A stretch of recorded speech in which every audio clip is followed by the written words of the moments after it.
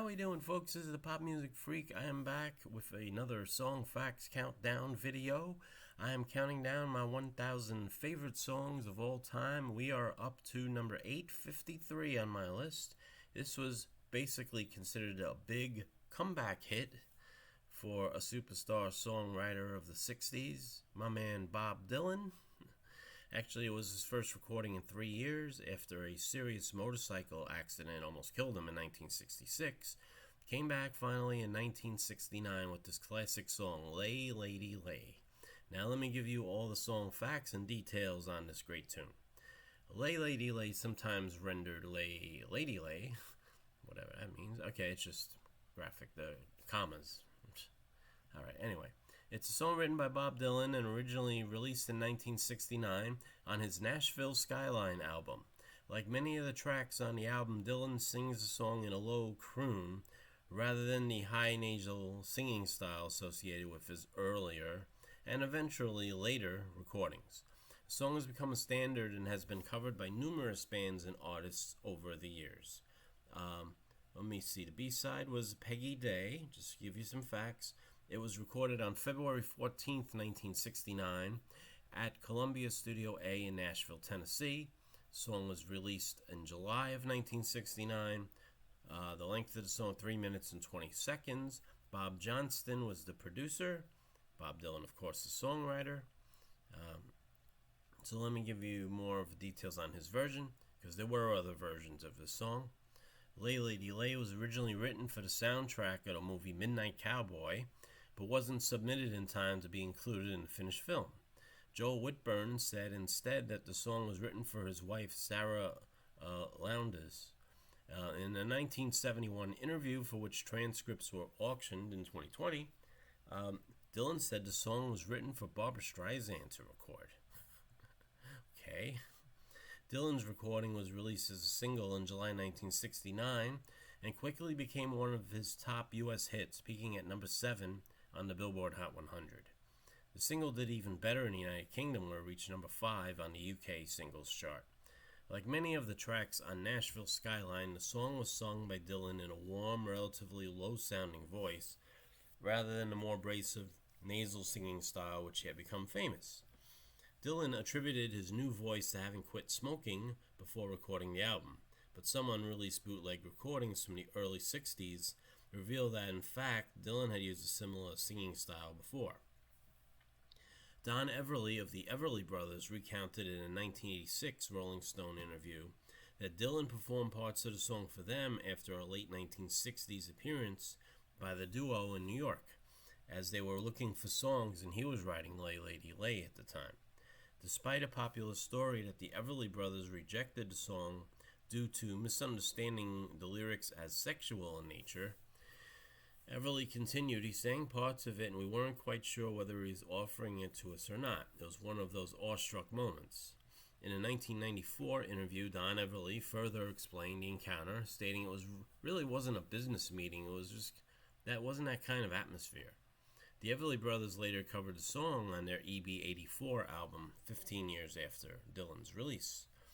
According to country musician Johnny Cash, Dylan played the song first in a circle of singer-songwriters at Cash's house outside of Nashville. Cash claimed that several other musicians also played their own new unheard songs. Dylan himself speaks of this happening on page 101 of his book Chronicles, Volume 1. Drummer Kenny Buttrey has said that he had a difficult time coming up with a drum part for the song. Dylan had suggested bongos, while producer Bob Johnston said cowbells, in order to show them how bad their ideas were. Buttrey used both instruments together. Chris Christopherson, who was working as a janitor in the studio at the time, was enlisted to hold the bongos in one hand and the cowbell in the other. Buttrey moved the sole overhead drum mic over to those new instruments. When he switches back to the drums for the choruses, the drum set sounds distant due to not being directly mic'd. The take heard on the album is the first take and is one of Buttrey's own favorite performances. The song was also a favorite of popular singer Madonna. I used to listen to that one record, Lay Lady Lay, in my brother's bedroom in the basement of our house, she recalled. I'd lie in the bed and play that song and cry all the time. I was going through adolescence. I had hormones raging through my body. Don't ask me why I was crying. It's not a sad song. But that's the only record of his that I really listened to. Okay. As for the releases, Dylan played the song live for the first time at the Isle of Wight on August 31st, 1969. A recording is included on Isle of Wight Live, part of the 4-CD deluxe edition of the Bootleg Series, Volume 10, Another Self-Portrait, 1969 and 1971. Performances of the song from 1974 through 76 are included on the Before the Flood and Hard Rain Live albums, and pretty much played it steadily in the 80s, quite a bit at a lot of his tours.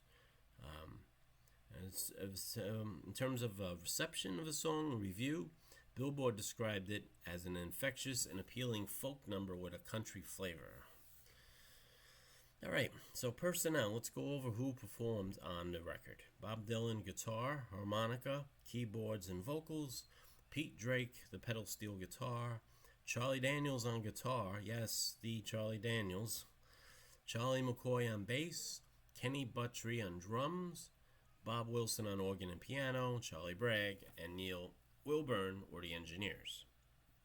Okay, now let's look at chart success. As I mentioned, it hit number 7 on the Billboard Hot 100 in 1969, hit number 8 in Cashbox, hit number 19 on the Easy Listening chart, hit number 5 in the UK, number 7 in New Zealand, number 8 in Canada. And for the year-end chart for 1969, Billboard ranked it number 52, Cashbox ranked it number 64, and Canada ranked it number 61. In the UK, it went silver, 200,000 copies.